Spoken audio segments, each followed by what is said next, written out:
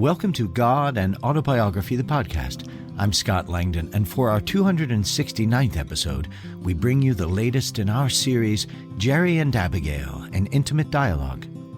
This week, Jerry and Abigail discuss the practical facts that surround what it means to be open to being inclusive as well as discerning in your worldview. What's at stake?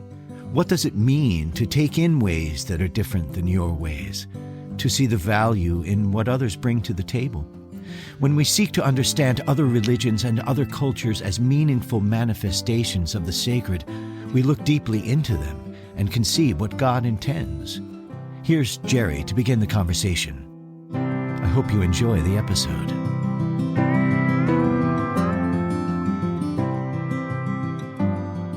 Well, hi, sweetheart. Hello there. I'm happy to see you and to have another dialogue with you. And let me tell you what was on my mind as I guess did the last From God to Jerry to You episode. As we all know by now, anybody's following this podcast would know, or has read God and Autobiography would know, I was asked early on in the book to tell God's story. And I had no idea what that meant. Tell God's story. Mm-hmm. What is God? God has a story. It was a very puzzling. But then I was directed in prayer to read the foundational text, the scriptures of the various traditions, including ones that are no longer vibrant as religious expressions, institutions, or traditions like the ancient Egyptians and so forth, but all over the place, including the ones we all know from East and West. And it turned out God's story is in many ways the story of what God was up to with these different cultures and religions. And I was directed to read these texts and then to pray and just ask, Lord, what were you up to with the ancient Egyptians, for example, and go around the various scriptures. What were you up to with these people, with this culture? What were you trying to get across? And the part of the puzzling was God seemed to be behind these multiple revelations, if we call them that, and yet they say different things. You'd think if God's behind them all, they would be saying the same thing. Mm-hmm. And I'm going to quote now something God told me when I was puzzling over this. This is the line God to Jerry. I tell different cultures what they are prepared to hear and to understand and to act on. Mm-hmm. Does that make sense to you? I mean, it's a puzzling thing, isn't it? Well, it makes entire sense. The Jewish acculturation, which figures somewhere in the deep depths of me, yes, has no theoretical hurdles to clear in accepting the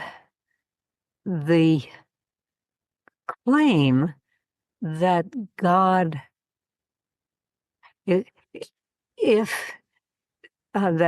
given that God has imparted the covenantal relation to the people of Israel and not universally, and given that there's no suggestion that the others are consigned to flaming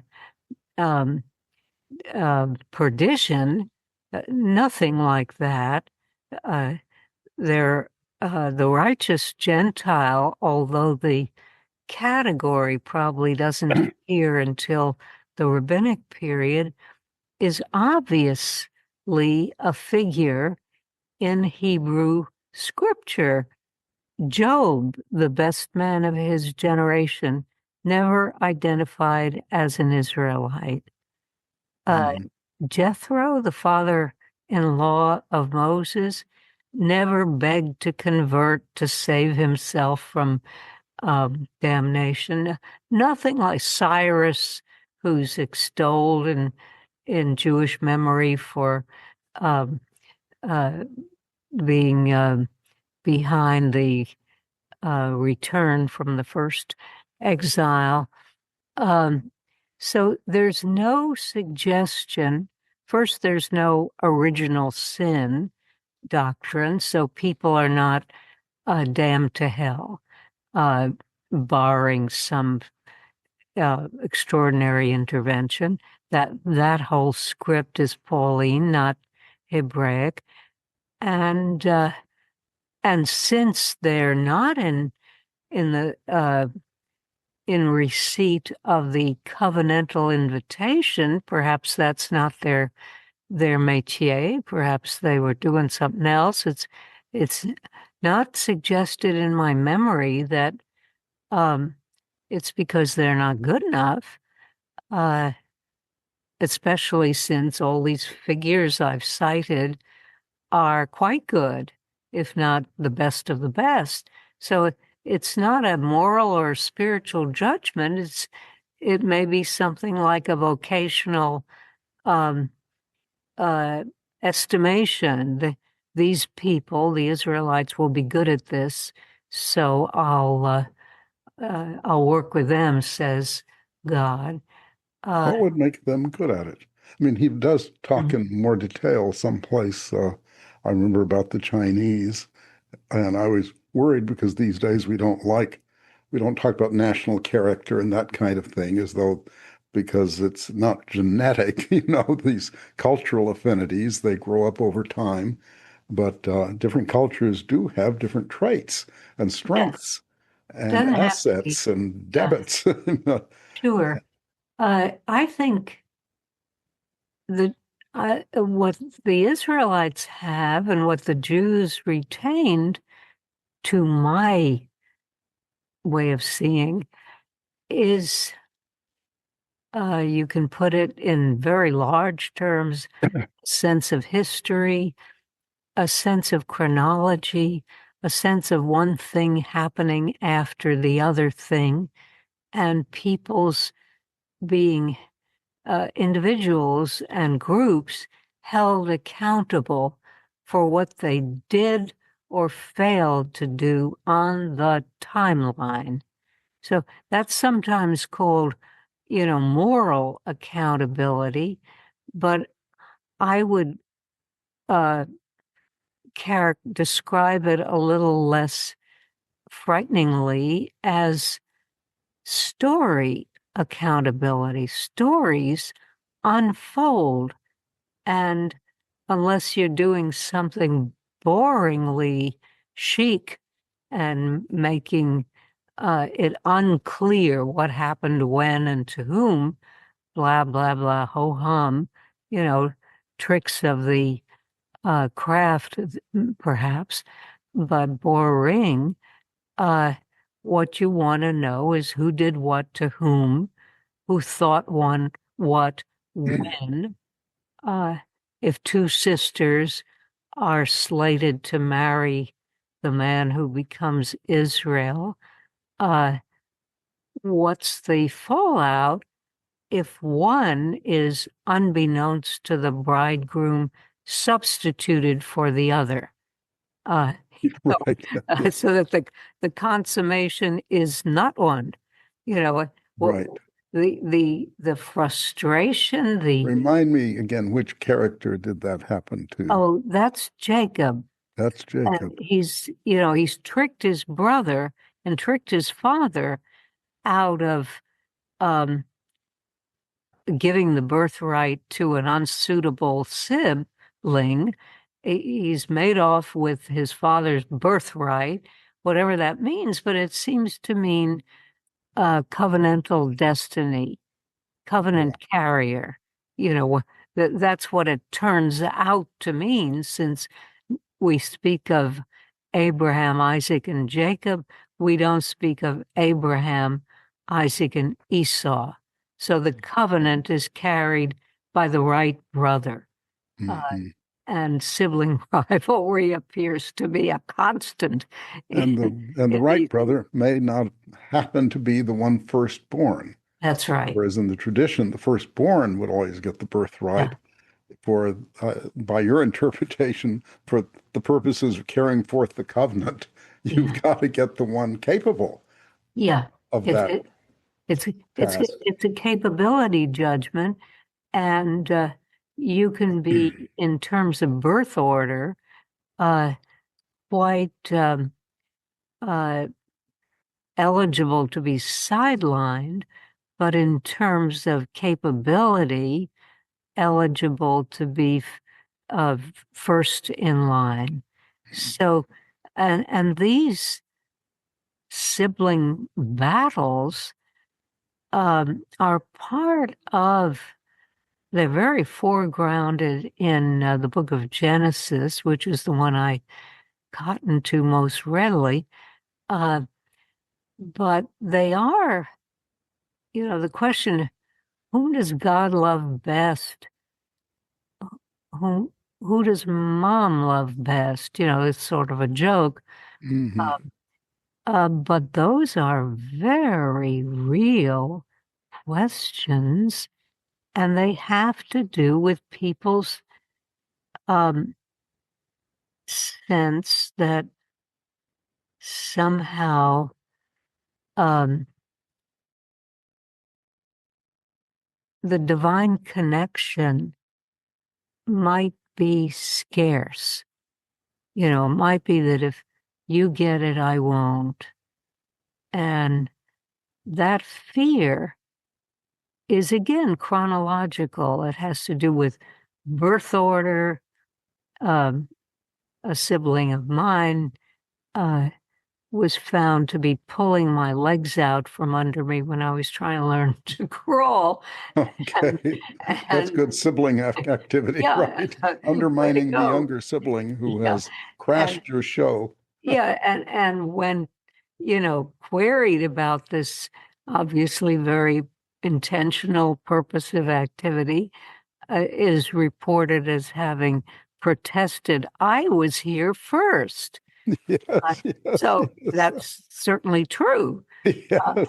And, say she doesn't look like us.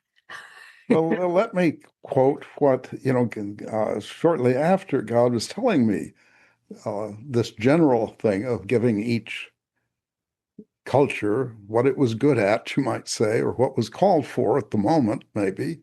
Maybe there's something God needed done. These people were there ready to do it. But God then gives me an example. And the example is the following, two examples by comparison and contrast. God says to Jerry, I told the ancient people of Israel to act in history and to keep my covenant and to abide by a set of religious and moral rules. That was task enough for them. Mm-hmm. I told the ancient people of India to develop the inner life and to get in touch with the transcendental Atman, the self beyond the self. Both were and remain valid tasks. So that's nice. God came up with this Jewish example, rather than some other. But they do make an interesting contrast, don't they?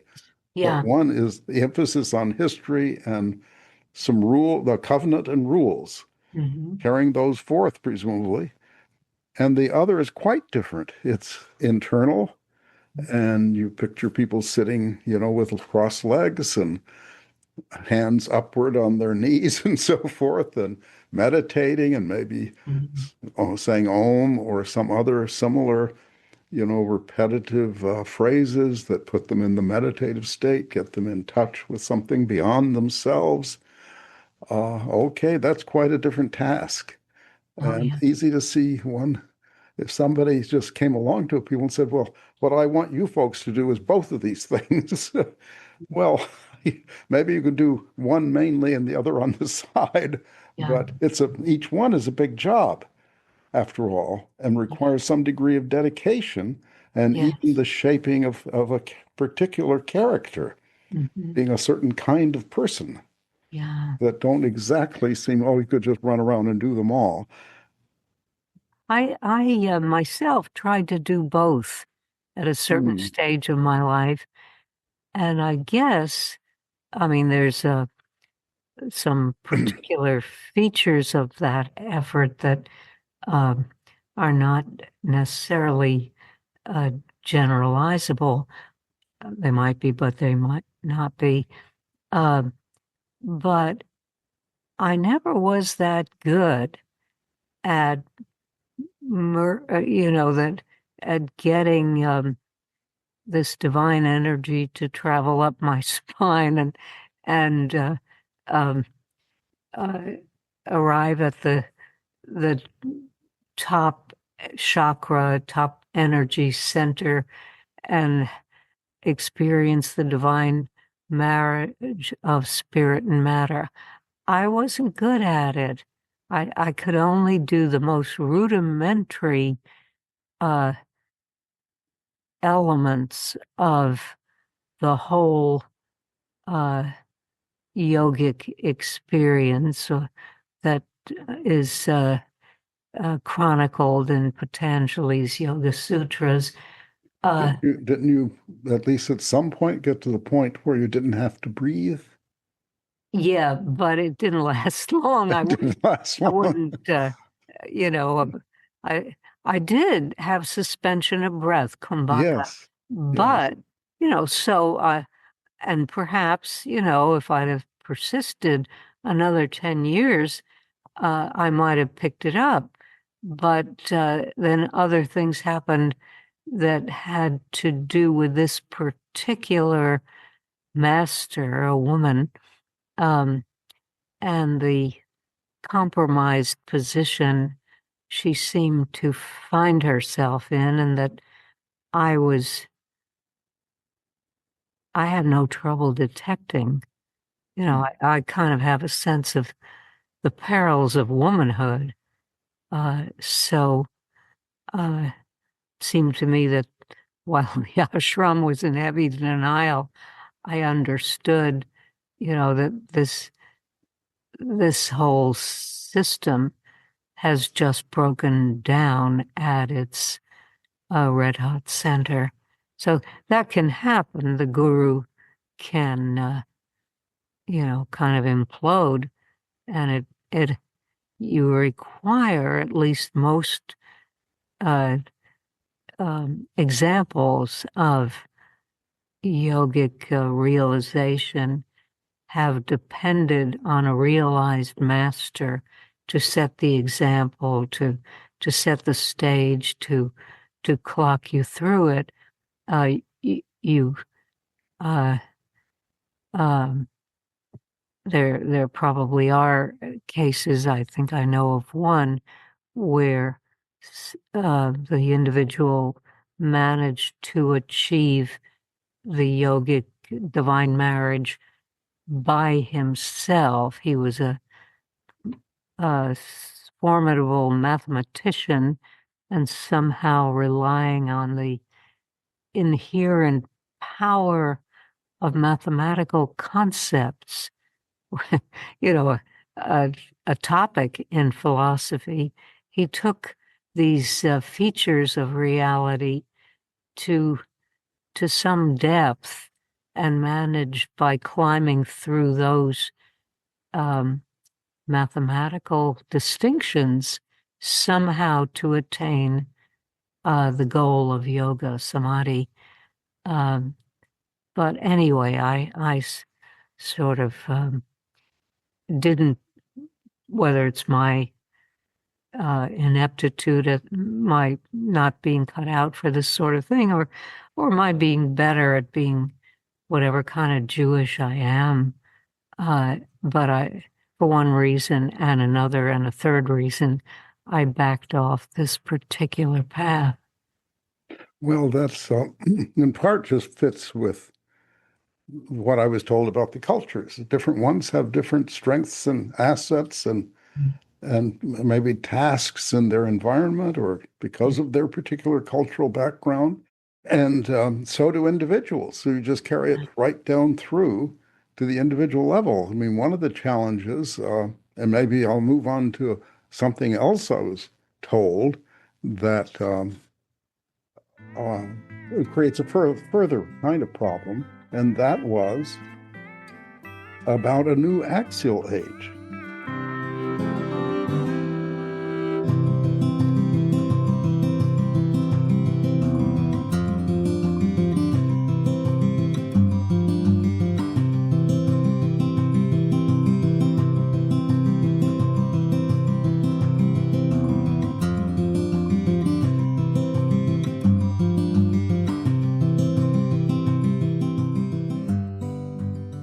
At the very end of the book of God and Autobiography, I'm told, we're on the threshold of a new spiritual era, a new axial age. And the axial age image is an axis turning. And you're turning from something old to something new. The first axial age, which is a term designating a certain period of time, several hundred years BC, when you have the Hebrew prophets and the Greek philosophers and the Buddha and Upanishadic seers of the Hindu tradition and others, just kind of springing forth. And it was a whole turning or turning upward, a kind of elevation, opening in human consciousness that people were previously, if you were a kind of spiritual and religious type person, what you were doing was just following the rituals and practices and beliefs of your culture. So it was very culture bound, and you might say fairly simple. There were these certain gods, and in Egypt, each city had its own god, and you'd be reverential of that god. And if you were from out of town but visiting this town, you would also acknowledge its gods because they were being hospitable to you or something like that. So at the axial age, there was a kind of critical distance created. And that's one reason people mention the prophets. There are the prophets and the priest. And the prophets get after the priest. And I always think that, the priests are probably doing their priestly job, which is to keep things going, to remember all the things.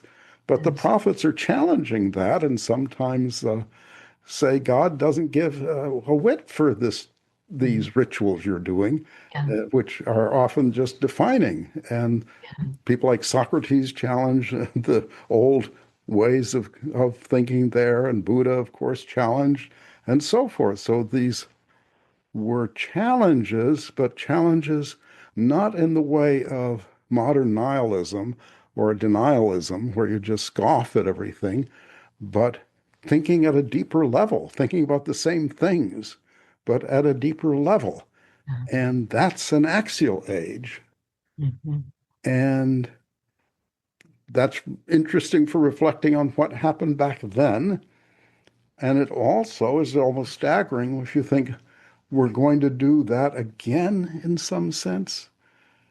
And that's what I'm told here, that the very collision of the world's religions, that we all know about all of them. They're all within reach now, which was not true a few thousand years ago. You grew up in one culture, there's usually one thing, or there might be two competing if you're on a borderline between cultures. But now, there are, you might say, 1,000 cultures within reach, through media, through learning, maybe in our own town, because human beings are so mobile now, they can plop down anywhere. And then one starts wondering, well, wait, I thought we were supposed to have an assignment. But, the assignment isn't quite so clear if they're all. Your assignment now seems to be, and this is what I was told, in some sense, at least for theologians, is to take it all in. In other words, any truth that you find, spiritual truth, wherever you find it, in whatever tradition or in something beyond the religious traditions and philosophy and literature and so on, in something your best friend says to you one day, or the cab driver says, the Uber driver says to you, might say, oh, gee, that's true.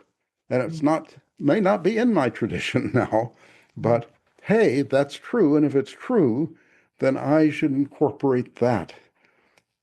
And Yeah. well, how is a person to approach that? That's one. How's the culture going to handle it? It has certain mechanisms for doing that, institutions and practices for doing that. And then how is an individual going to handle this multiplicity of divine presences? The divine is present in these many ways. Yeah. It's funny. The first time I was aware of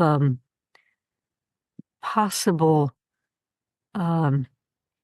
variety in authentic, real pathways to the divine was in a adult discussion group convened by the late theologian philosopher Michael Wishegrad. Was Christians and Jews. And I have no idea why it was such a shock to me, because later I became, sophisticated and worldly, used to the fact that that there's more than one avenue to the ultimate, and I hadn't been particularly provincial or hidebound or, uh, um, concealed within my own background, so my own tradition. But nevertheless, it was, as a friend of mine said, not for the first time, Abby's having a religious crisis. Okay. And so I remember this was a crisis the first time I bumped into it.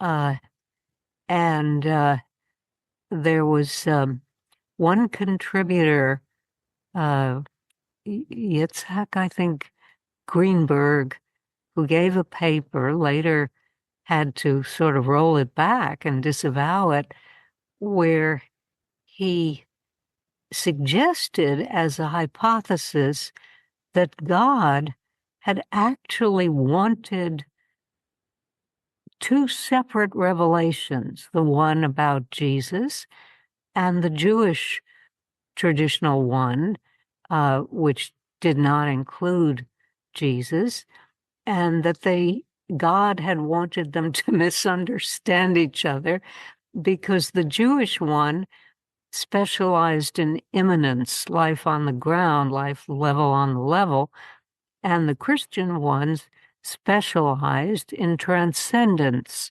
the vertical arrow going up, up, up beyond this earth. And you couldn't, at least at that era, Greenberg hypothesized, successfully do both. So he sort of hid from each the truthfulness of the other and the authentic revelation quality of the other, characteristic character of the other, and sent them on their not so merry way. I think Greenberg had to roll it back because he was an Orthodox rabbi, wasn't yeah, he? yeah. So that's pretty difficult given his, role in life. Yeah, and I was present when this Oh my gosh. was being unfolded by Greenberg himself, and he later sort of retracted because institutions do not think it's so creative to make themselves full of holes whereby the light from some competitive institution can get through. That's not why institutions, that's not how they function. It's not functional. So I gather he walked it back. But it impressed me very much at the time because, well, it made a certain amount of sense, you know, as if this competition, this rivalry could have been had a sort of dialectical function, the very tension being itself fruitful. Since on the Jewish side, the tension, worked out so tragically and so fearfully and so often cruelly, it's not, it's almost bad taste to take a kind of eagle's eye view of the whole story. This was life and death. But anyway, the suggestion took up some space in my, what you might call, spiritual experience before I met you, and before the revelations that you were tasked with recording, that we live in a world smaller than it used to be, and we've got to coexist with spiritual realities, revelations, paths that are seemingly incompatible, but they are real life ways of life for people in distinct and different cultures. And as communications get more global, the situation of coexisting with distinct, different, formerly perhaps competitive, but potentially capable of harmonious interaction, different revelations, different walkways to the divine. It turns out to be, in your reporting of what you were told, the way it is now. Yeah, and the point isn't that in our smaller world where we're all got elbow to elbow and that we need to get along, we need to understand there's a multiplicity of ways of life, of cultures and belief systems and so forth, but that many of them are true. I mean, that's the shocking thing.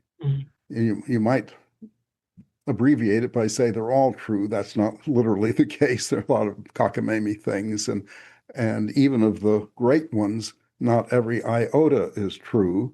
There's a lot in Hinduism, but the caste system just seems really bad. Or what's the widow burning called? Oh, yeah. Yeah. I forget what it's called. Considered a great sacrificial act. That was not cool. But the widow on a funeral pyre, once her husband has passed away, and that's her final service to him. Well, that's the British put a stop to that, because not every iota of every tradition is just so great.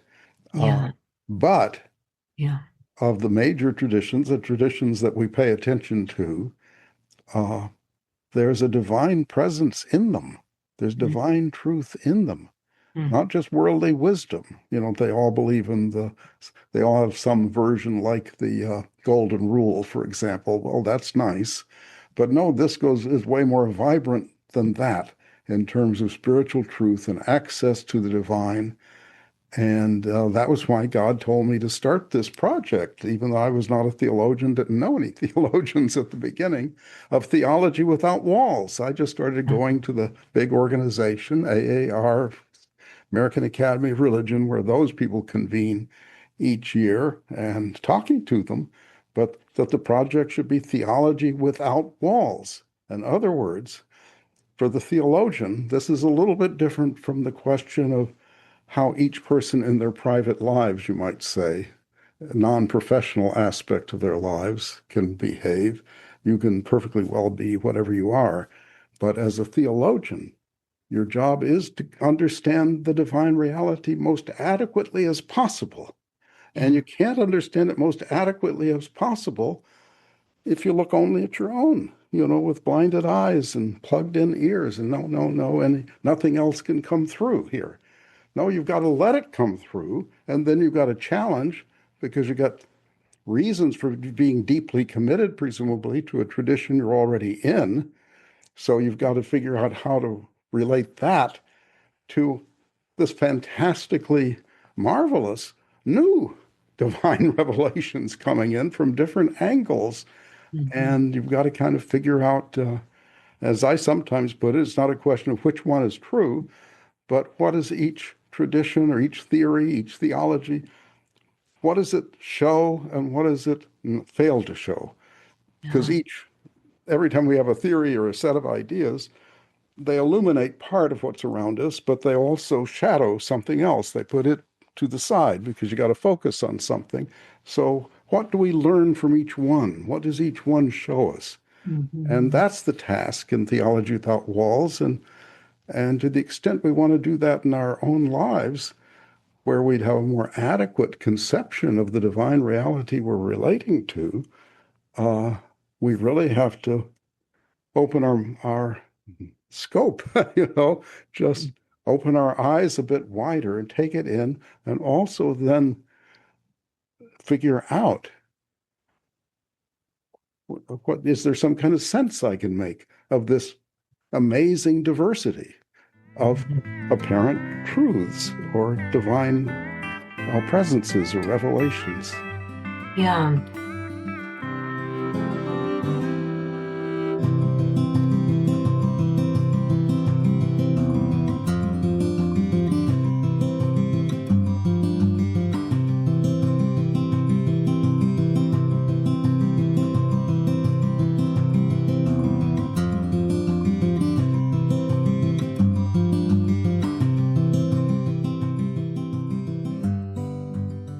I'm thinking even thinkers who are more than happy to stay within the boundaries of their tradition of origin and defend that tradition, like what's his name that I'm reading now, Polkingham or something. Polkinghorne. John Polkinghorne is a professor, I think, at Cambridge, and an Anglican, I think, priest as well, and a man who is a great student of science. He's either a scientist or extremely knowledgeable about science. Yeah. So he's a beautiful writer, also polemicist, and preaching for his parish. He wants the reader to recognize that it's better to be an Episcopalian than to be anything else you could be. And Okay.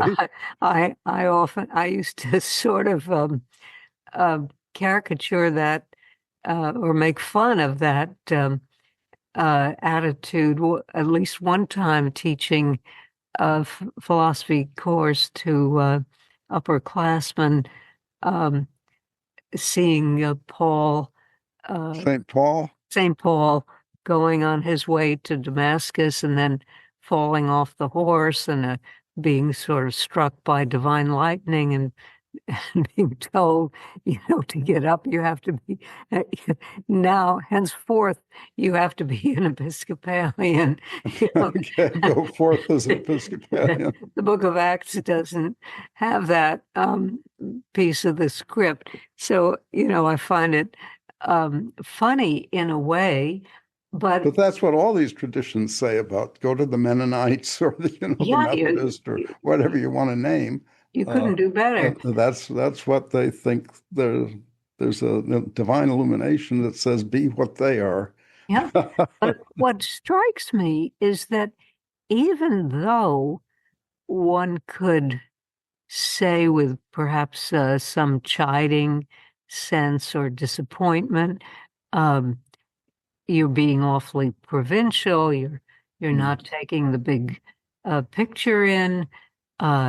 It might be wonderful for you to be an Episcopalian, but somebody else should be a Confucian. And Jewish is nice too. That was a graffito on the wall of Stony Brook where I taught. But even the fact that in a polite and ingratiating style, he's making the case for his particularity shows that the background has changed. He's now talking to a wide world and saying, wherever you are, north, south, east, west, Pacific, Atlantic, the Antipodes, I've got, something that will make your life more blessed. And the largeness of the optic, the wide net he's trying to cast is not just, I wouldn't just understand it as a refusal of the complex, multipolar, spiritual contexts that we're having to deal with today, but also an acknowledgement in that he's very courteously and politely entreating those who are elsewhere, whose, wanderings he would like to cure, but he's not being nasty about it. He's being courteous, and that's not nothing.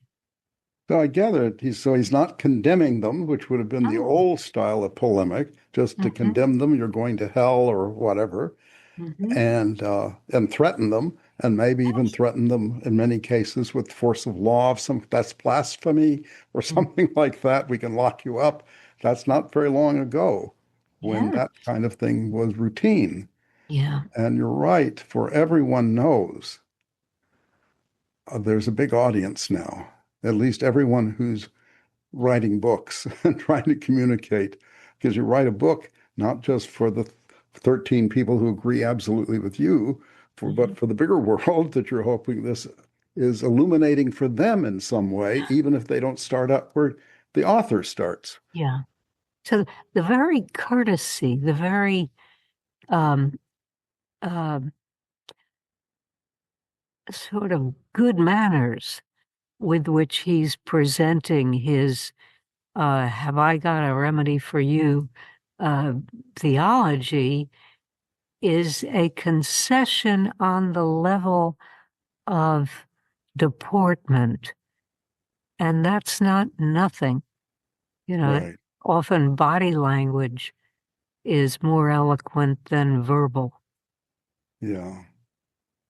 Well, the argument I gave people from the beginning, and although a lot of people don't like Theology Without Walls, they've never actually challenged the argument for it, but it's basically that you want to have the most adequate understanding of the divine reality you can.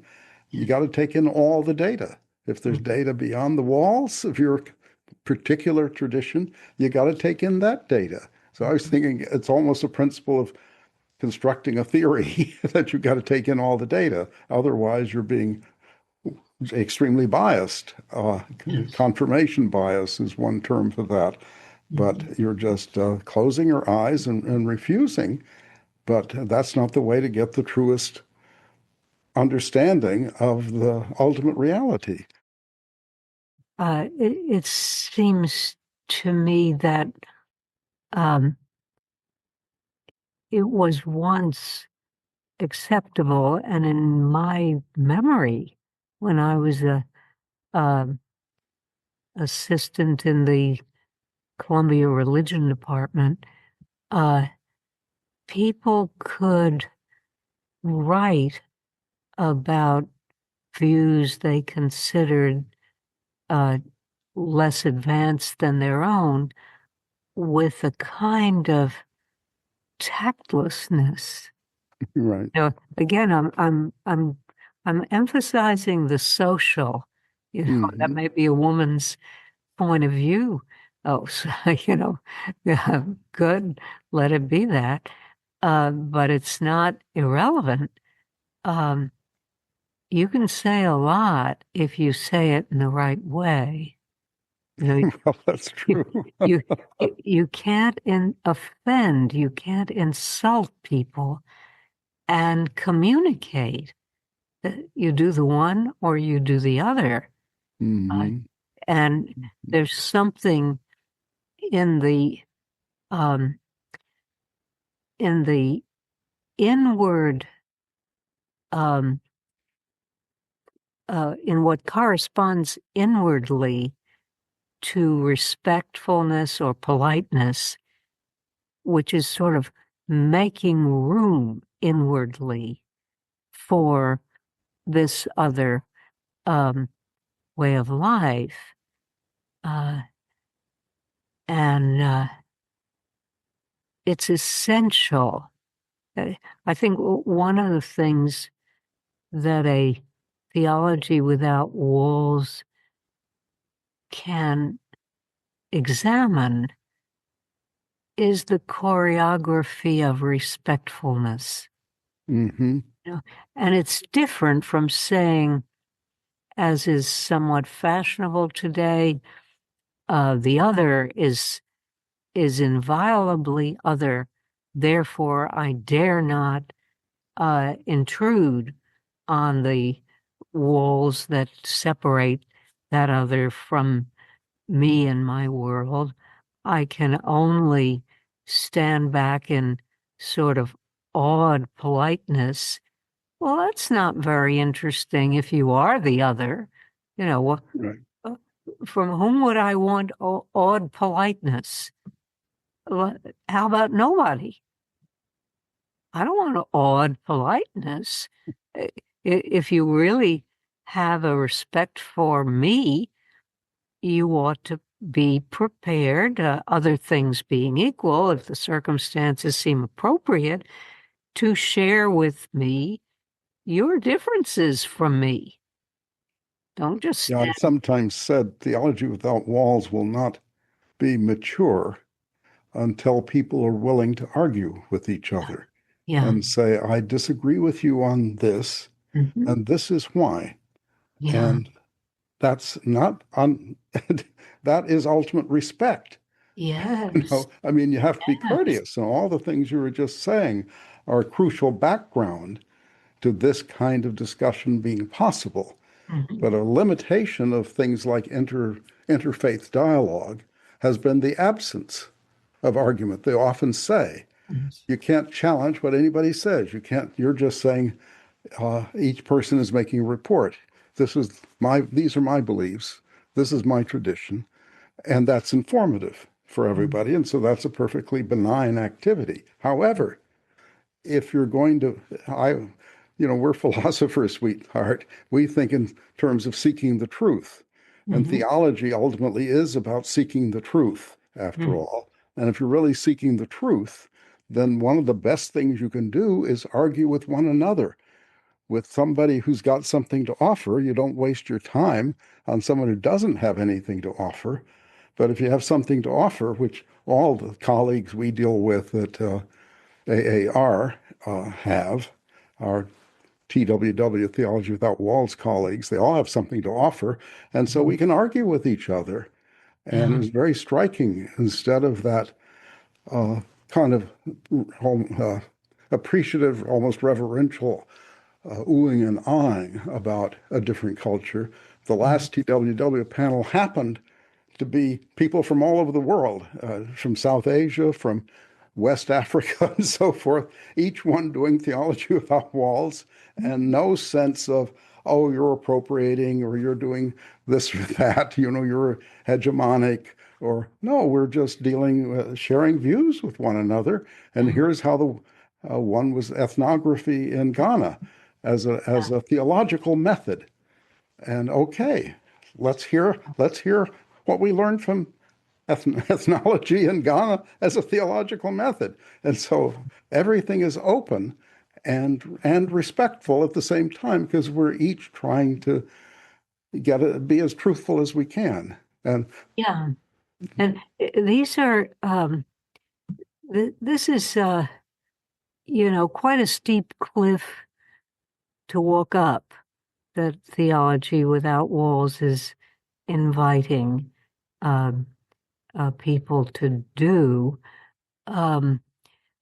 because I'm just sort of thinking this as we go along. I hadn't really thought about it up till now, but if I hark back to the religious crisis I underwent when this Rabbi Greenberg submitted his thesis about God having a double project with Christianity and Judaism, it was a religious crisis for me. And the same risk is run when one does, or can be run when one is doing Theology Without Walls, because if I think about the place that one's view of the divine occupies in the thought world of anybody, it's like the keystone of the arch. And that's true for the atheist as well as for the theist or pantheist or polytheist or whatever you happen to be. How you can't get higher than the highest. So, and if you want to say, oh, let me dislodge your keystone, I've got one that fits more smoothly in your arch, or I've got one and you'll need a few more blocks in your arch to comfortably allow it to lodge. Those are world-shattering, highly consequential things to say. And so if you take it for real, if you take it seriously, then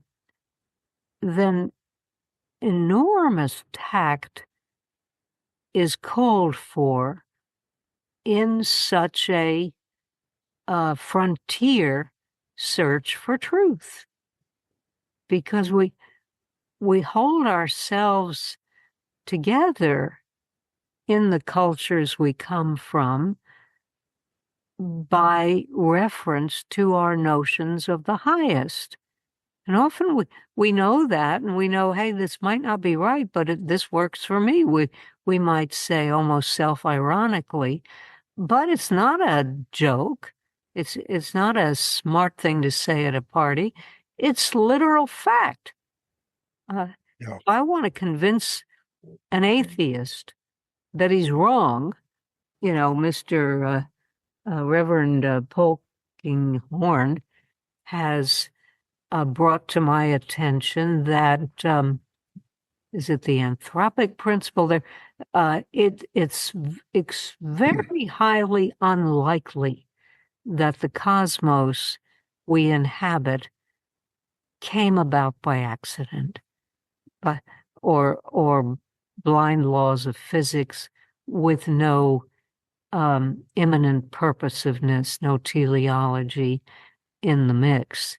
So if it's so highly unlikely that it's, for all practical purposes, impossible, and suppose I've built my whole life as a free woman on my atheism, well, that's shattering.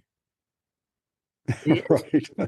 I thought I was up on the latest, and it turns out I'm up on what was the latest 80 years ago, and I'm not up on the latest. I, who am in the avant-garde, turn out to have retrograde opinions. This is shattering. So we can't, the logic of the pursuit of truth invites us to go forward and pool these disparate intuitions and traditions regarding the highest. So we will do it. We will do it well, or we will do it badly. But we are, inwardly called to do it. And TWW has provided a framework so that the effort becomes located, becomes intelligible, becomes framed, but it's not without risk. Yeah, it's challenging. We live within our belief systems, and our belief systems, it's even more radical than the arch. They're woven throughout. It's like some element of our DNA or something, that it's woven Yes. throughout everything Yes. that we do, think, feel, the music Yes. we listen to, how we walk down the street probably is influenced by it. Yeah.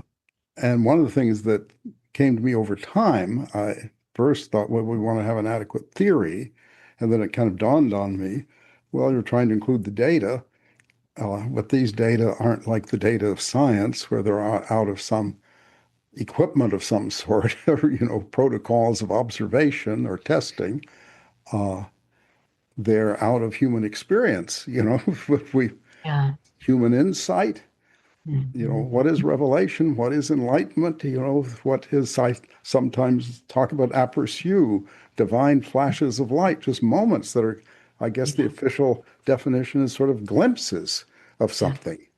And so glimpses of the divine, that's often what you find in life. Just something arrests you and you take it in, and the theology is going to be tested against your actual experience. It's not just an intellectual project or a comportment project. If I just behave nicely or behave well, it goes beyond that.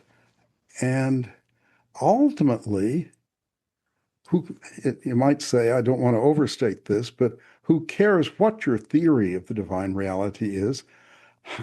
Do you know how to relate to the divine reality?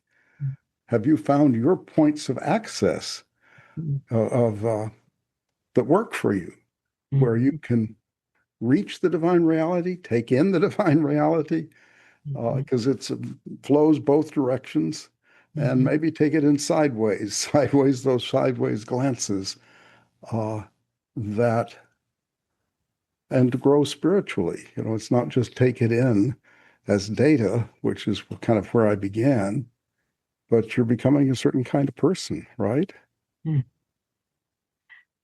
The it now occurs to me that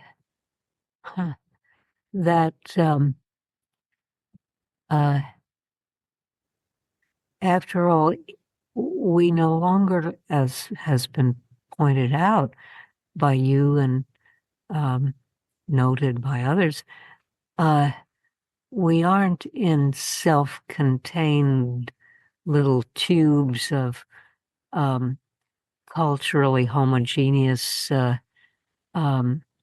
belief and practice.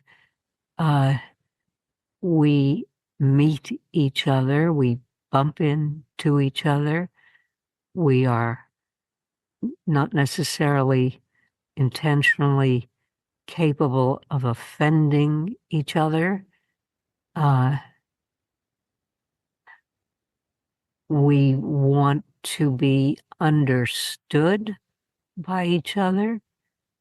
We hope to be enriched, yet not personally thinned out or diluted or engaged in something we would ourselves deplore as some kind of betrayal.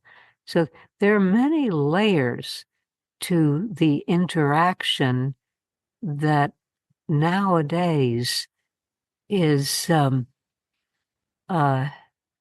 offer for human life in worlds, in the cultures of the world. The skepticism of sophistication, the nihilism of sophisticated people is sort of tolerance on the cheap. I get along with everybody because I believe nobody. Well, bully for you. But I'm a little offended since I believe me and you don't. And what are your grounds for disbelieving me? You know, is it a priori? Is it some kind of defense socially? Is it a way of fitting in to the latest and the most bargain basement social fashions? You know, really, we are called to take each other seriously, you know, and the coexistence or the perhaps optimally dialectical, but also a matter of tact and emotional intuitive rightness, how we coexist and maintain our own styles of life without imperviousness to the legitimacy of the perceived legitimacy, supposing that we do think it legitimate, of other styles of life, how we coexist, and sometimes it's a dialectical matter, it can't be that A and not A, so it must be some B that encompasses what's true about A and what's true about not A. And that's a dialectical solution. But there are all kinds of layers and levels of these interactions between differences, and they are not all conceptual. Well, one of the things you mentioned, sweetheart, was, we all want to be understood. And you can't even, before you even get to A and B, and are they consistent, and can we conceptualize, work this out conceptually, you've got to first make sure you're actually understanding the person, or it could be a text from a tradition, or it could be a film or music or something. Do you understand it? And I know I mentioned to somebody sometime, you want to be understood the way you understand yourself. And the person said, well, isn't that what it is to understand somebody? You're understanding what they are trying to say. This isn't a psychoanalytic demolition. You're trying to understand what they are trying to express, what kind of experience they've shared, what kind of understanding they have reached. And it sometimes is difficult. They're using a different vocabulary, and so you can quickly misunderstand that way. But also, it really takes some careful attention. It takes a kind of one's own self-discipline to not have all of one's own beliefs and biases and so forth crowd in before you've actually taken in what the other person is trying to tell you. Yeah. We defend ourselves in our intuitive self-certainty against the influence of the other person. If the other has a different brand of self-certainty, we want to not be over permeable. We don't want everything to leak in the way any organism needs a skin that works. So it takes more than politeness. You know, it's some kind of intellectual grace and nimbleness. You know,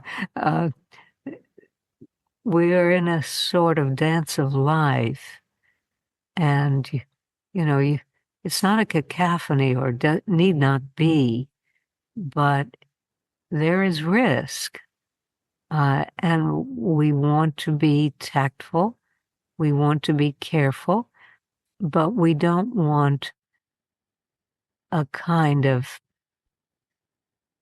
almost let me see, a politeness, a sort of a style of politeness which repels borders. I don't let you near, and I deeply respect you, and so I know you won't let me near. And it's been great non-interacting with you. Yeah. It's so meaningful.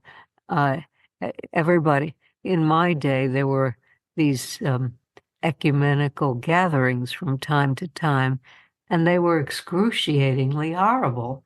Why? Why? Because no one really had anything to say to each Nobody had anything to say that was genuine. other. The politeness replaced honesty. Yeah. I remember, I've told you this anecdote. Thomas Altizer, the theologian of some decades back, had the thesis that God is dead, whatever he meant by that, but it got That's the name of a big book that everybody was discussing. God is dead. God is dead. Yeah, and it was in Time magazine or something. Mm-hmm. Anyway, my father and I were at a social gathering that included Altizer, and I said to my father, "That's Thomas Altizer." And although my father was not a very gregarious, hobnobbing type, he went straight for Altizer. And I'm recollecting this. It's so unlike my father that I almost think I'm projecting something on him that didn't happen. But my memory is that he actually put an arm around Altizer's shoulder, and they walked off into the middle distance together, my father talking in his ear.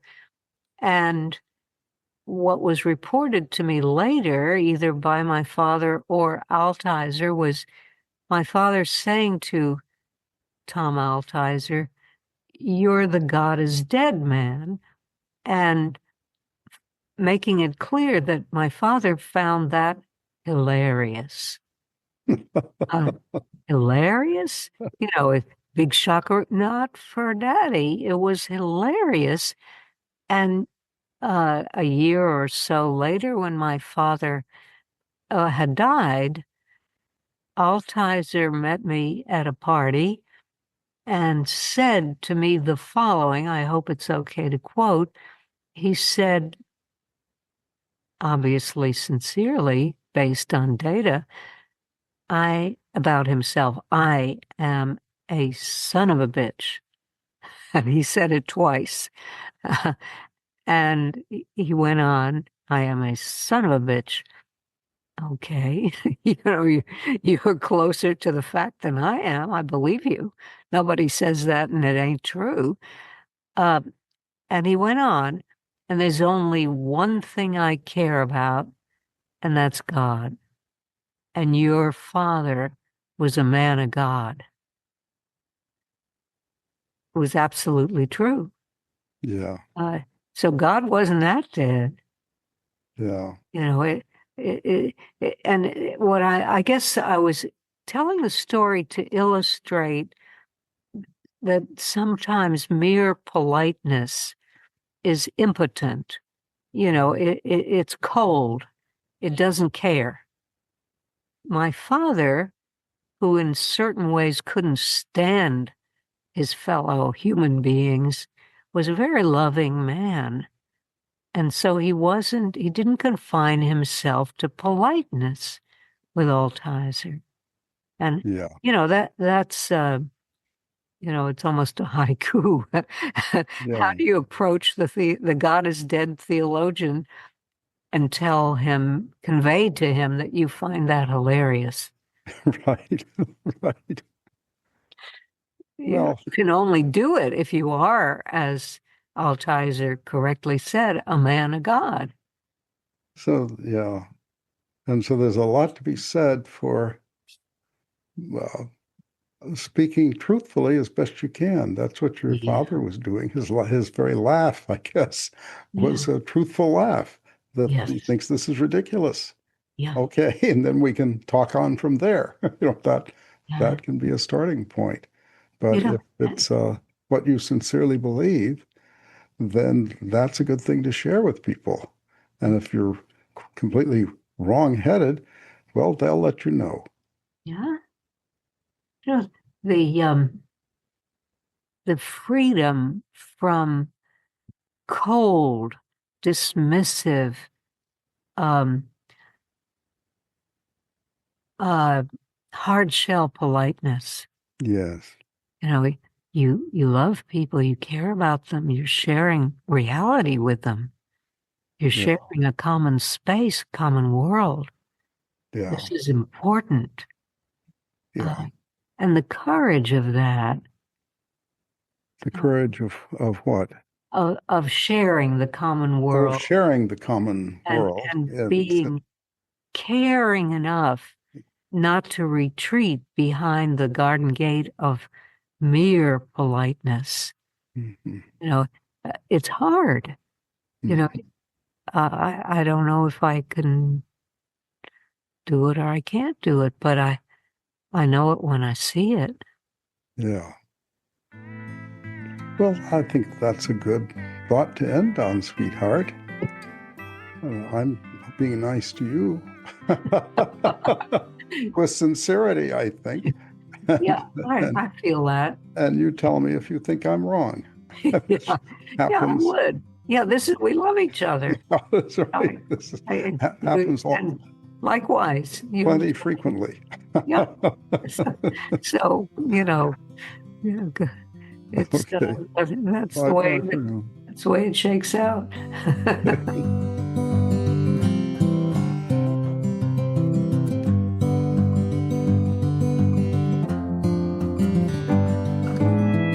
Thank you for listening to God and Autobiography, the podcast.